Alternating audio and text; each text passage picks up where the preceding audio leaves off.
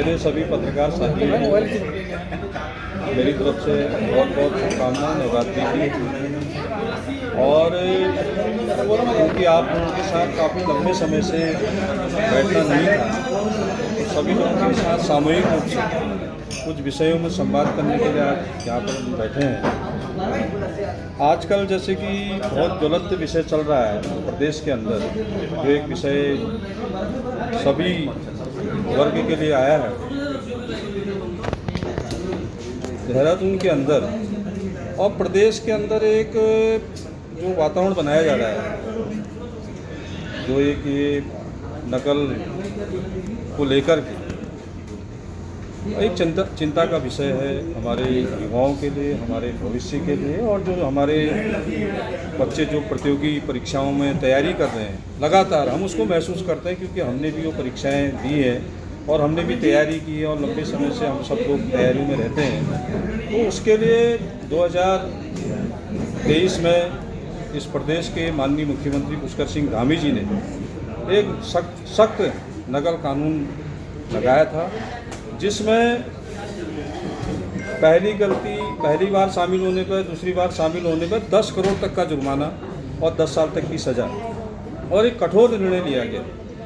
उस कठोर निर्णय के तहत आज प्रदेश के अंदर हमने हर क्षेत्र में, चाहे वो महिलाओं की सुरक्षा की बात हो, स्वाभिमान की बात हो, स्वावलंबन की बात हो, या युवाओं के रोजगार की बात हो, इन 3-4 सालों में 25,000 हमने रोजगार दिए, 25,000 युवाओं को रोजगार दिया, जो कि एक बहुत बड़ा विषय है।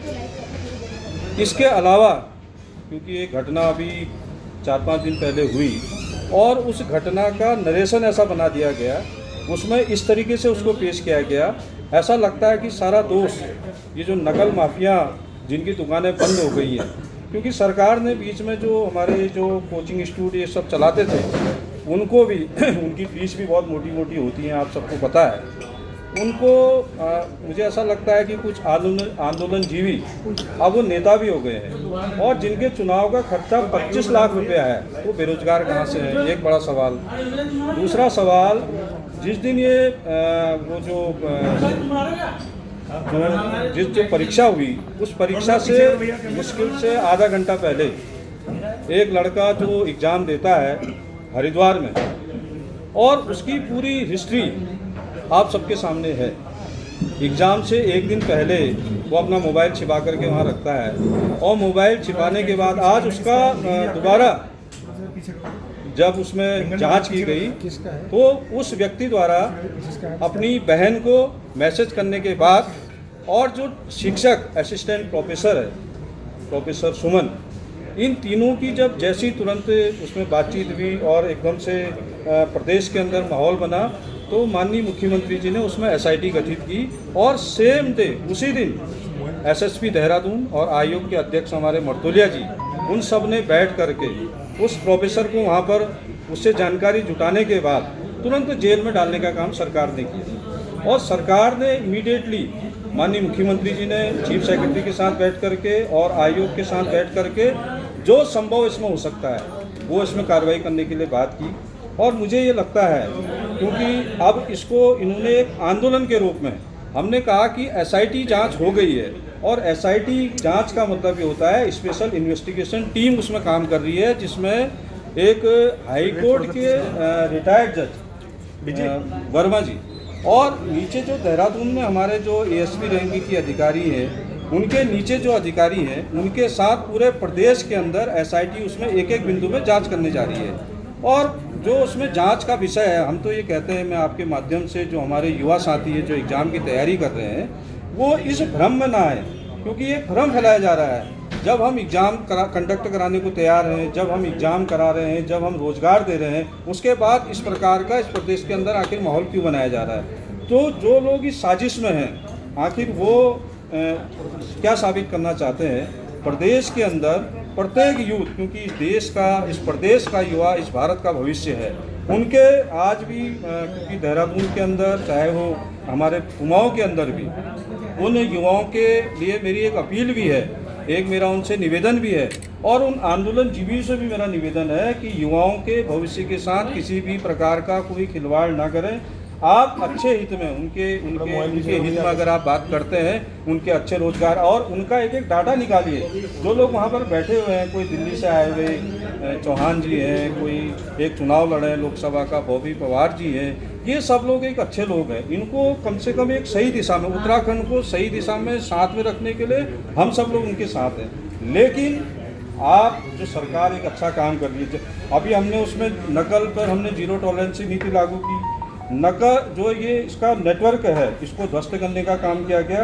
100 से अधिक गिरफ्तारियां इसमें हुई हैं अभी तक, 100 से अधिक गिरफ्तारियां हुई हैं, 60 संपत्तियां इसमें जब्त हुई हैं। इसके अलावा इसमें हमने उम्र कैद की सज़ा की है, 10 करोड़ का जुर्माना किया है और लगभग देश के सबसे सख्त नकल रोधी कानून सरकार उसमें लाई है, जो आपको परिलक्षित भी होता है, दिखता भी है। और पिछले इन 4 वर्षों में 25,000 नौकरियां भारतीय जनता पार्टी की सरकार ने, माननीय मुख्यमंत्री पुष्कर सिंह धामी जी की सरकार ने नौकरी देने का काम किया। लोक सेवा आयोग, अधीनस्थ सेवा आयोग और चिकित्सा सेवा आयोग चयन आयोग के माध्यम से पारदर्शी और निष्पक्ष भर्तियां कराई गई। पारदर्शी इसीलिए उसी दिन उसी समय पर जो हमारे मर्तोलिया जी थे, उन्होंने उसी समय एसएसपी देहरादून को सूचना जारी करते हुए उसमें कार्रवाई करने का काम किया और जो प्रोफेसर है उसको भी सस्पेंड करने का काम किया। एग्ज़ाम सेंटर में एसएसपी देहरादून प्रवीण डोभाल ने वहाँ पर जो वहाँ पर कर्मचारी थे, दरोगा थे, उसको सस्पेंड करने का काम किया। वहाँ पर जो सिपाही थे उसको सस्पेंड करने का काम किया। आखिर इससे ज़्यादा हम लोग बहुत तेज़ी से उसमें कार्रवाई करने का प्रयास भी कर रहे हैं। आगे और भर्तियां होने वाली है। अभी इसके बाद दिसंबर, जनवरी, फरवरी में सरकार और भर्तियां निकाल रही है। तो हमारा ये कहना है, निजी क्षेत्रों में 81,000 से अधिक क्षेत्रों में हमने नौकरियों का सृजन किया है और 1 लाख करोड़ रोजगार जो अभी इन्वेस्टर लोग यहाँ पर आए, जिसमें माननीय अमित शाह जी आए, उसमें हमने देने का काम किया। मेरा एक ही चीज़ कहना है कि जो ये जिस प्रकार का माहौल इस प्रदेश के अंदर बनाया जा रहा है, आपने सबने देखा, चैनलों के माध्यम से हमको दिखता है, सोशल मीडिया के माध्यम से हमको दिखता है। आखिर वहाँ नारेबाजी किस आधार पर, क्या नारेबाजी वहाँ लग रही है, क्या उनके शब्दों का अर्थ है और वो इस प्रदेश को कहाँ ले जाना चाहते हैं। मेरा इसीलिए जो हमारे, क्योंकि युवा इस चीज़ को समझता है, जो एग्ज़ाम देने वाला युवा है, वो इंटर से लेकर के BSc MSc तक का जो युवा है, वो मुझे नहीं लगता इस आंदोलन में कोई भी नहीं। मैं चैलेंज करता हूँ, आज चैलेंज हम इस बात को करते हैं, कोई भी युवा जो नौकरी की तैयारी करता है वो इस प्रकार के आंदोलन में कहीं भी नहीं पड़ता है। जो आंदोलनजीवी नेता हैं वो अपने आप को सुर्खियों में रखने के लिए, क्योंकि आने वाला अब विधानसभा चुनाव है और एक माहौल पूरे दोनों कुमाऊं मंडल और गढ़वाल मंडल में ऐसा माहौल बनाया जा रहा है, एक थर्ड फ्रंट बनाते हुए इसमें इस आंदोलन को वो रूप लेना चाह रहे हैं। मुझे लगता है कि बहुत जल्दी ही आंदोलन भी इनका समाप्त हो जाएगा। SIT सरकार ने गठित कर दी है, सख्त नकल कानून भारतीय जनता पार्टी की सरकार में लागू हो चुकी है। माननीय मुख्यमंत्री जी के दिशा निर्देश पर लगातार सचिव स्तर पर उसमें कार्रवाई की जा रही है और पुलिस प्रशासन लगातार उसमें काम करने का काम कर रहा है। मुझे ऐसा लगता है कि कहीं ना कहीं कोई ना कोई साजिश इसमें किसी न किसी की लगती है और वो साजिश भी मैं आपके माध्यम से ये भी कहना चाहता हूँ, उस साजिश का भी पर्दाफाश दिन 1 महीने के अंदर अंदर आप सबको मालूम भी पड़ जाएगा कौन, और आप लोग भी जानते हैं, हम भी जानते हैं कि क्या पर्दे के पीछे चल रहा है। मेरा निवेदन भी है और यहाँ भी हमारे बुद्ध पार्क में बैठे हुए हमारे साथियों से, युवा साथियों से, कॉलेज में पढ़ने वाले युवाओं, कोचिंग सेंटर से आने वाले सारे विद्यार्थी हैं और जो आंदोलन जीवी है कोचिंग सेंटर वाले हैं, उनको एग्ज़ाम में अच्छा ये बताइए, उसमें ये कहा गया कि उस जो प्रोफेसर थी डॉक्टर सुमन, उन्होंने जानकारी बॉबी पवार को दी। उन्होंने कहा कि आप, उनको लगा कि ठीक है इस क्षेत्र में काम करते हैं, लेकिन उसने सीधे कहा कि आप इसकी जानकारी शासन में देंगे, ऐसा उसने विश्वास के साथ किया। ऐसे बहुत से विद्यार्थी विश्वास के साथ उसके साथ बात कर रहे होंगे, लेकिन उन्होंने क्या किया, उसको सनसनीखेज बनाने के लिए, उनका कहीं इंटरव्यू भी आया है और कहीं उन्होंने चर्चा भी की है, उसको सनसनीखेज बनाने के लिए इस उत्तराखंड के वातावरण को, माहौल को ख़राब करने का काम किया। पुलिस में ना बता करके, आयोग में ना बता करके उसको एक प्रकार से चर्चा का विषय रखा और वही बात उसी प्रोफेसर ने आयोग के समक्ष कहा कि हमने इनको पहले जानकारी दे दी थी। और दूसरा, ये पेपर कहीं से कहीं तक लीक नहीं है, ये मैं पूरे विश्वास और पूरी जिम्मेदारी के साथ कहता हूँ। पेपर लीक का अलग, उसका कंटेंट्स अलग दिखता है, क्योंकि ये एग्ज़ाम से पहले 20 मिनट पहले, 15 मिनट पहले, और इसका रीसिक्वल कराया गया। आज कल पुलिस ने उसको ले जा करके, जो उसका आरोपी, मुख्य आरोपी है, उसको केस की हिस्ट्री को दोबारा, कल एसपी के नेतृत्व में हरिद्वार में बहादुरगढ़ में जहाँ पर एग्जाम हुआ था, वो 6 फीट की दीवार को कूद करके अंदर जाता है और जहाँ मोबाइल रखता है वो जगह पूरा वो बता रहा है। तो आखिर इस प्रदेश को सही दिशा में ले जाने का काम हम सब लोग कर रहे हैं। माननीय मुख्यमंत्री जी ने उसमें तुरंत गिरफ्तारी की, उसकी बहन साबिया को गिरफ्तार किया गया, प्रोफेसर को सस्पेंड किया गया, दरोगा को सस्पेंड किया गया। तो हमने एक सही दिशा में काम किया है, यानी कि हमारी सरकार पूरी पारदर्शिता के साथ काम कर रही है और सख्त कानून के साथ काम कर रही है। कुछ लोगों को ये पसंद नहीं आ रहा है। इस दिशा में हम सब लोग काम कर रहे हैं और मुझे ऐसा लगता है आप सबके माध्यम से भी, क्योंकि जो हमारे युवा हैं, जो हमारे एग्ज़ाम की तैयारी कर रहे हैं, उनकी दिशा को भटकाव की ओर ले जाने का ये सब लोग काम कर रहे हैं। आने वाले समय में अभी नई भर्तियाँ खुलने वाली है, 25,000 हमने नई नौकरियाँ दी है। इसी शासन में तो हुआ। आखिर ये भर्तियाँ पहले क्यों नहीं होती थी? आज जब हम भर्तियाँ कर रहे हैं, रोजगार के अवसर खोल रहे हैं, स्वरोजगार के अवसर हम खोल रहे हैं, हम युवाओं को काम देने की बात कर रहे हैं, हम लोगों को रोजगार देने की बात कर रहे हैं, और उस रोजगार की दिशा में काम करने के लिए हमने ये सारी प्रक्रियाएँ भी अपनाई। सख्त कानून किसके लिए? सख्त नकल कानून आखिर किसके लिए था? उन लोगों के लिए था जो नकल माफिया थे, जिनको 10 करोड़ तक का हमने उसमें जुर्माना करने का काम किया और 10 साल तक की सज़ा देने का काम किया। तो मुझे लगता है कि जो हमारे आंदोलनजीवी लोग हैं, वो उत्तराखंड की जो हमारी मूल भावनाएं हैं, जो हमारा नया युवा है, जो हमारा चिर युवा है, उसकी दिशा को न भटकाए। और उन युवाओं से भी मेरा निवेदन है, जो लोग इनके भटकाव की ओर दिशा में जा रहे हैं, जो इन लोगों के गलत प्रचार के कारण वहाँ पर वो हो रहे हैं, लेकिन धीरे धीरे भीड़ भी छटने वाली है। आपको कल परसों से वो लोग भी कम होने वाले हैं और सबका विश्वास भी उसमें जगने वाला है। बेरोजगार संगठन के लोग भी माननीय मुख्यमंत्री जी से भी मिले हुए थे और सोशल मीडिया में भी तो टोटल आज सारी जानकारियाँ आपके सामने भी आ रही है। और हम तो खुले रूप में मैं उस आंदोलनजीवियों को भी निवेदन करता हूँ कि कम से कम यहाँ का जो वातावरण बना है, उस वातावरण को ख़राब करने का काम न करें।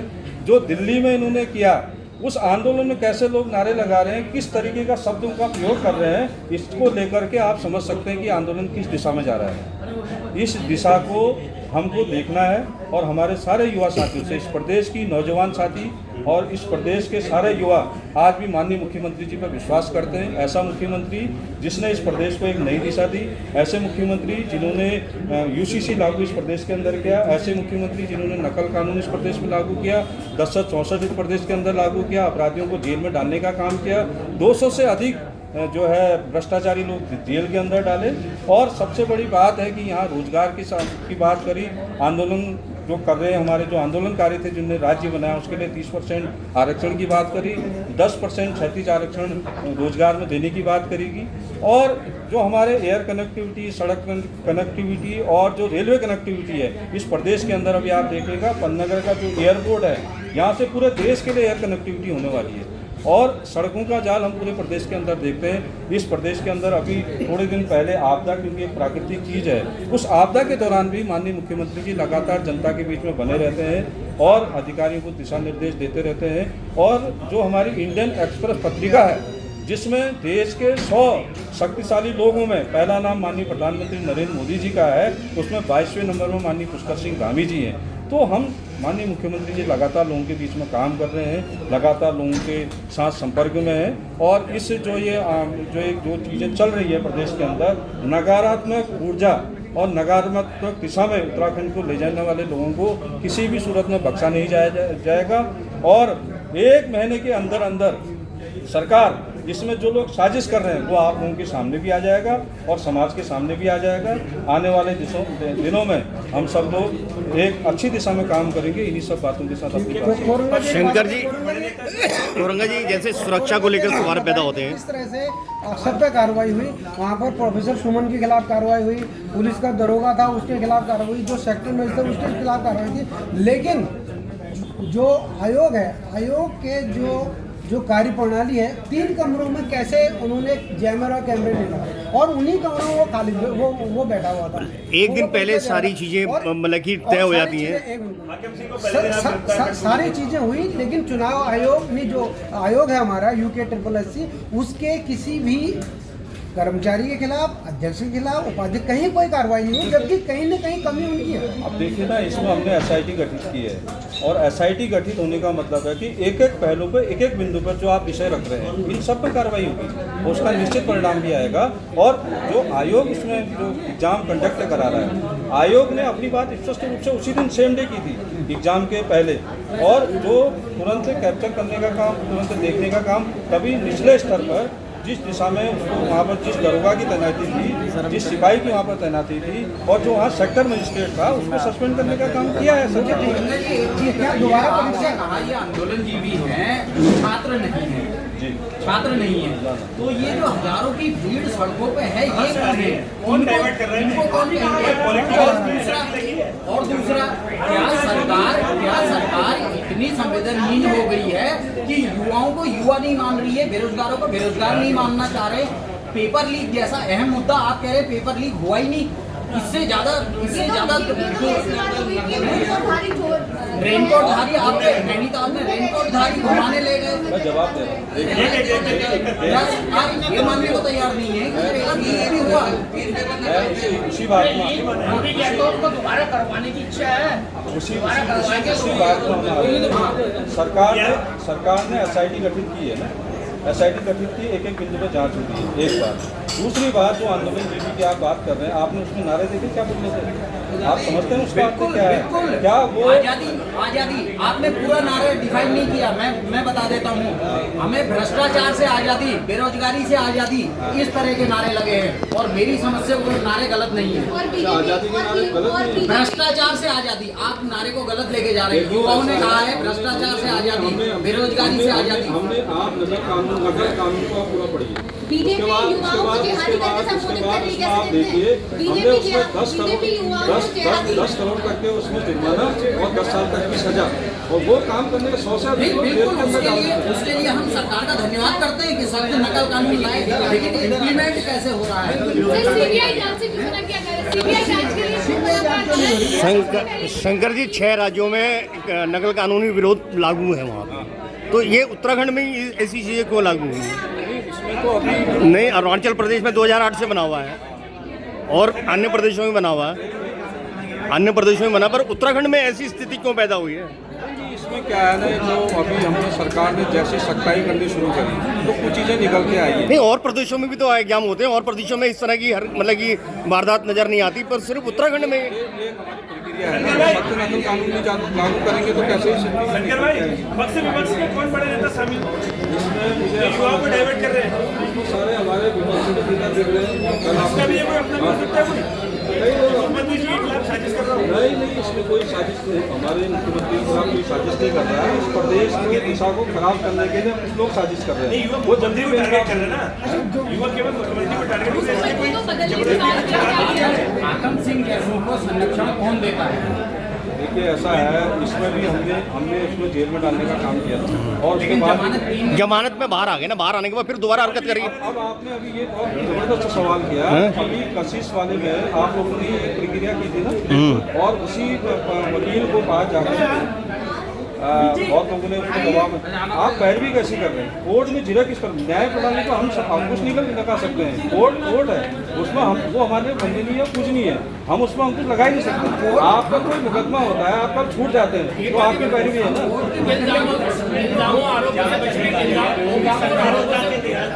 और आरोपों से बचने के लिए हर 6 महीने में एक नया जिहाद आ गया। थूक जिहाद के बाद नया वर्जन आया, नकल जिहाद। नहीं, ये इसको तो ऐसे शब्दों का अब ठीक युवा है, पीढ़ी की जिहादी बता रहे हैं आप? नहीं, ये जिस तरीके का माहौल बनाया जा रहा है, जिस तरीके का प्रदेश को दिशा ले जाने का काम कराया जा रहा है, ये बड़ी तथ्यहीन बातें हैं। और जो वहाँ पर लगातार इस चीज़ को लेकर के आ रहे हैं, क्या उनकी दिशा सही है? क्या किस दिशा में वो लेकर के जा रहे हैं? SIT आपने गठित कर दी, हम तो एग्जाम कंडक्ट करा रहे हैं, क्या एग्जाम कंडक्ट नहीं कराना चाहिए? क्या आंदोलन में जो होता हुआ, अब रामलीलाओं के मंचन पर भी ये एक्ट हो रहा है। सब जगह की वीडियो चल रही है, कर सकते हैं ना सबका। भाई, प्रदेश अध्यक्ष के बयान थे, प्रदेश अध्यक्ष के आप सवाल पूछ सकते हैं। नहीं, प्रदेश अध्यक्ष का भी एक बयान था। सीबीआई के हवाले क्यों नहीं कर दिया? और शंकर भाई गुटबार देके क्यों युवाओं को समझा नहीं रहे? आप क्यों युवाओं के साथ खड़े नहीं हैं? आप क्यों नहीं खड़े हैं युवाओं के साथ? अरे जनवरी में एग्जाम में आपको उसका पूरा कॉम्बो दे दूंगा, डाटा बना के दे दूंगा। दिसंबर और जनवरी में एग्जाम होने वाले हैं, उन एग्जाम को ध्यान में रखो। जो एग्जाम होंगे वो ठीक है। एडी के अभ्यर्थी, चयनित अभ्यर्थी आज धरने पे बैठे हुए हैं देहरादून में, पिछले 3 महीने से नियुक्तियां नहीं हो पाई। सर सीबीआई जांच में ये कहा गया कि हल्द्वानी के मुद्दे पर बैठे तो आप लोग समझाने क्यों नहीं जा रहे?